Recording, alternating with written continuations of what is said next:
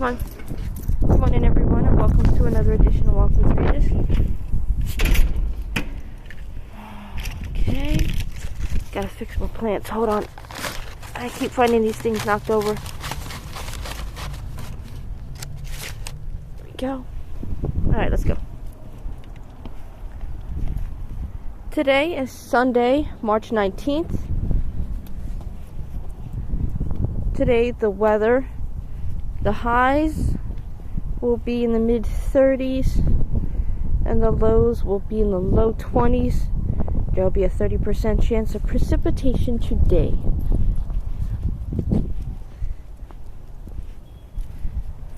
Winds might gust up to 18 miles per hour.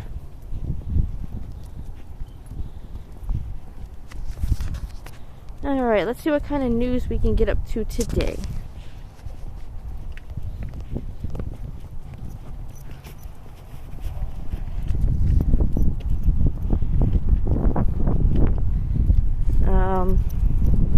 The Equalizer, how one woman in Buffalo leads the search for missing kids of color in New York. I hope she finds that one.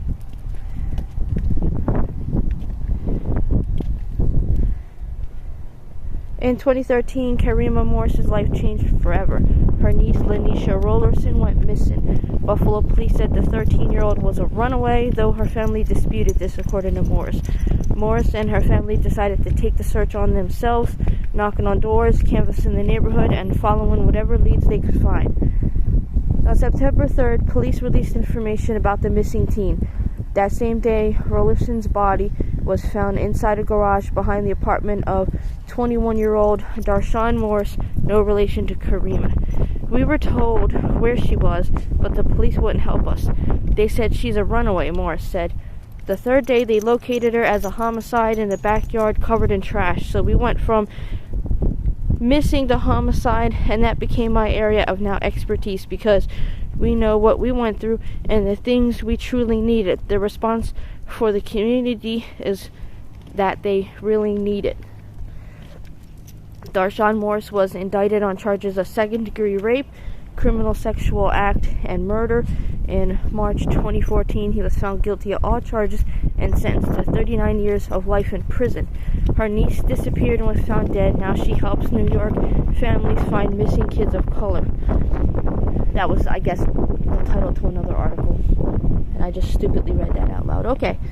For some, grief can be insurmountable. It can be a weight over one's life that prevents them from doing anything. But for 44-year-old Morris and her family, the ashes of grief nourish. Oh! It's starting a whole new article within an article. Because the longer the article, the more ads are in it. And the more ads are in it, the more money they make. Okay. Well, very good, noble cause. Just riddled with ads. I guess they gotta get paid somehow. Let's look for another article. And the funny thing is, it's not that woman who's looking for missing kids of color who gets the money. It's this news app that gets the money for hosting this article.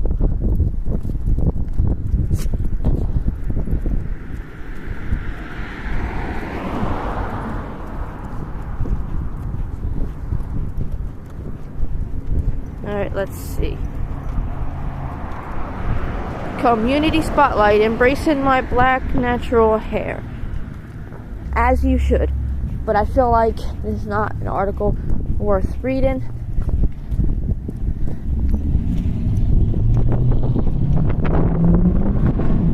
Alright, goodbye New York. Discount retailer closing every store in state. All items on sale. And somebody has to be all loud and rowdy this morning. Alright, let's see. Due to financial issues, a popular discount retailer has decided to close all its stores in New York. As major chains announce store closures nationwide, New York's retail industry is suffering. Over the last month, more than 860 retail stores have been listed to close, with the possibility of more to come. One of the most affected businesses is the popular discount retailer with the unusual name of Tuesday Morning. If they're so popular, how come I've never heard of them? Like, seriously, I've never heard of a discount store called Tuesday Morning. Last month, the company announced the closure of all its stores in New York as the struggling businesses filed for bankruptcy for the second time in 3 years. Well, maybe you should blame your advertisement department. I mean, advertising. Because I've never heard of you. Had I heard of you, I'd have looked for one of you. And I'd have went in there, maybe saw something I liked, and maybe bought something.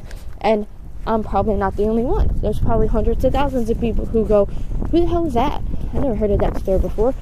So, maybe instead of filing for bankruptcy, maybe you should invest a little bit of more money in your advertising department. Your, what do you call it?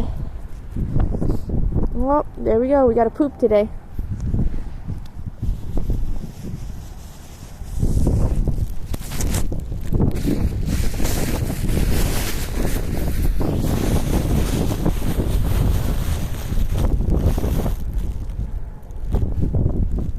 Your marketing department, yeah.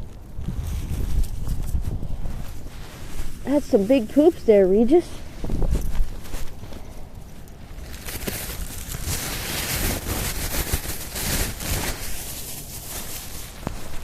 Okay. See, I was smart. I unrolled all the bags and then I opened all the bags. So all I have to do is pull out a fluffy open bag and just put my hand in it instead of pulling one out, taking it off the roll, struggling to open it, fighting with that, and going, oh my god, I can't get my hand in, and struggling, and it takes forever. Oh, this article should be good. Why downtown Buffalo smelled on St. Patrick's Day. Because everybody there was smoking weed! I bet that's the case.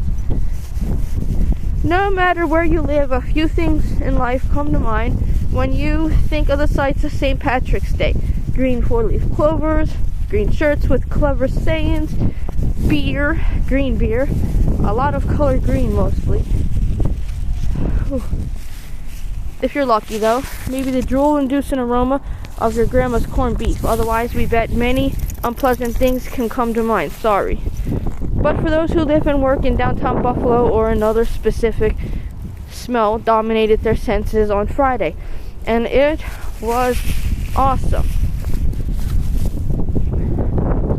Why downtown?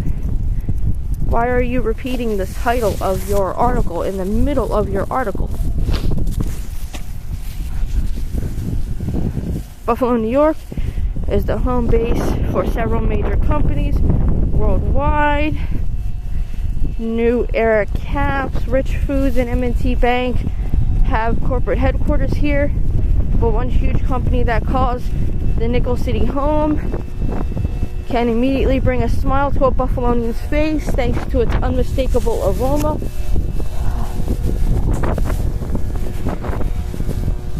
Close that ad. General Mills has been pumping out Cheerios along the Buffalo River since 1941, and whenever the production line kicks into gear, anyone can smell their toasted oat goodness wafting through the city. Yeah, I've smelled it. It smells wonderful. It doesn't stink, so what stink are you talking about?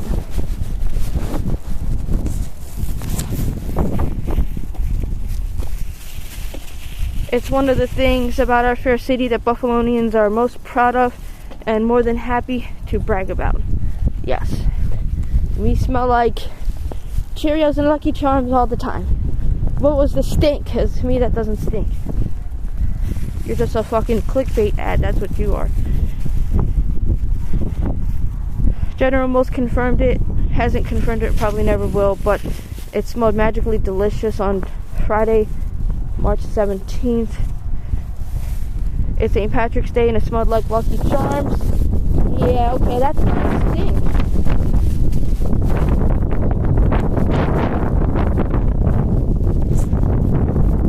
You ad said there was a stink, not a smell, not a delicious smell, but a stink.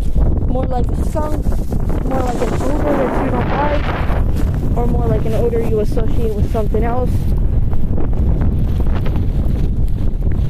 But then when you said you were happy about it, then that tells me weed, And then I was thinking everybody was puffing water or smoking bowl. Whatever they do, whatever it is that they do, however you do it.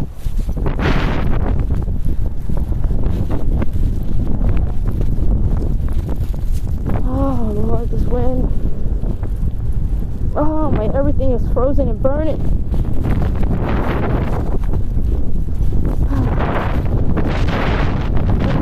Corner before I fucking look for another news, because everything on me is frozen. It's cold. Oh Lord. Oh. I'm wearing a hat and coat and scarf over my neck and still acting like my ears are froze. I have my ears covered with a hat, but I guess not covered enough because the wind is coming through.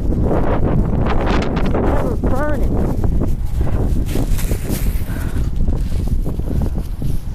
Alright, come on.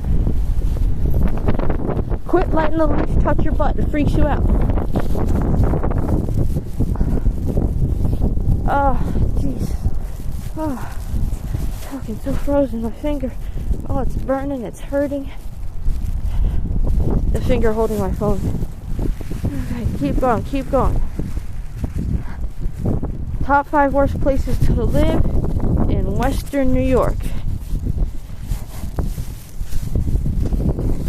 Today is a terrible day already. Let's see. The housing market in Western New York is about to hit a high gear as warm weather rolls in. If you're looking to want to move in Western New York, here's some places you might want to avoid.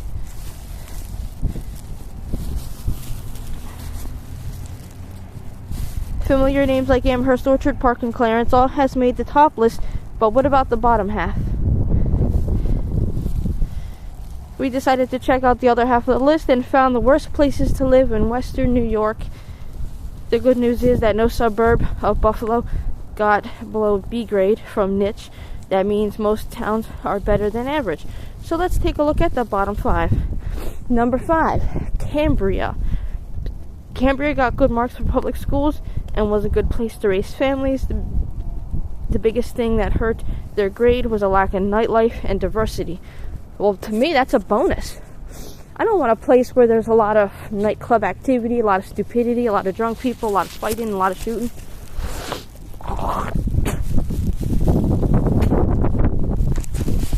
Overall, Cambria got a B grade. Number 4, Sanborn. Overall, Sanborn was given a B grade. Housing and nightlife were 2 categories that brought down its overall grade. Sanborn did get an A for public schools. Number 3, Brant. The lack of jobs and bad weather really brought Brant's overall score down. Brant was named the 3rd worst Buffalo suburb with an average grade of B-. Number 2, Evans. Weather played a big part in why Evans was named the 2nd worst suburb in Western New York. Evans got a D+ for weather and overall received a grade of B-. And number 1, North Collins. Low scores for public schools and weather dropped North Collins to the bottom of the list. Again, it's not bad since North Collins' overall grade was B-. And I think I'll make that the last news story of the day. When it's warmer, we won't walk as fast and we'll have more news stories to discuss. But as for now, that wind is brutal, and for that last stretch of walk, the wind was at my back, so it was much better. But now the wind is back at my front. Let's get inside, shall we? I bet you he feels better after he pooped. Alright guys, that's the end of this video. If you like this video, hit the like button. If you don't, hit that dislike button. Share if you guys want to, subscribe if you want to. And we will see you guys next week. Regis speak.